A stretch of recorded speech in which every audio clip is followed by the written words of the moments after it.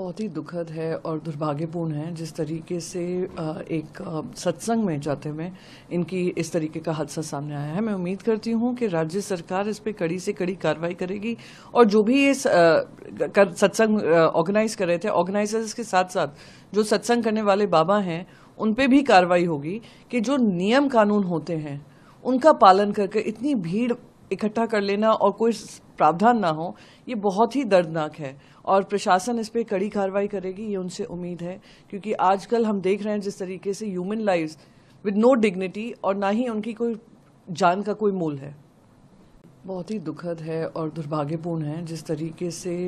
एक सत्संग में जाते हुए इनकी इस तरीके का हादसा सामने आया है। मैं उम्मीद करती हूँ कि राज्य सरकार इस पे कड़ी से कड़ी कार्रवाई करेगी और जो भी ये सत्संग ऑर्गेनाइज कर रहे थे, ऑर्गेनाइजर्स के साथ साथ जो सत्संग करने वाले बाबा हैं उन पे भी कार्रवाई होगी कि जो नियम कानून होते हैं उनका पालन करके इतनी भीड़ इकट्ठा कर लेना और कोई प्रावधान ना हो, ये बहुत ही दर्दनाक है और प्रशासन इस पे कड़ी कार्रवाई करेगी, ये उनसे उम्मीद है। क्योंकि आजकल हम देख रहे हैं जिस तरीके से human lives with no dignity और ना ही उनकी कोई जान का कोई मूल है। बहुत ही दुखद है और दुर्भाग्यपूर्ण है जिस तरीके से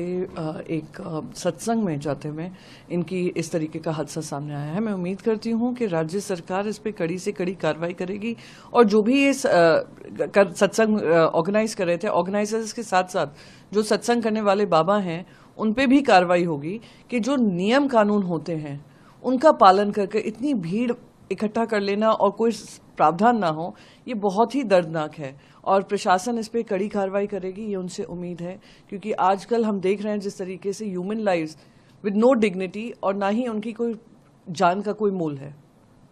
अगर आप ये वीडियो YouTube पर देख रहे हैं तो हमारे चैनल को सब्सक्राइब करें और बेल आइकन को दबाना ना भूलें। अगर आप Facebook पर ये वीडियो देख रहे हैं तो हमारे पेज को लाइक करें।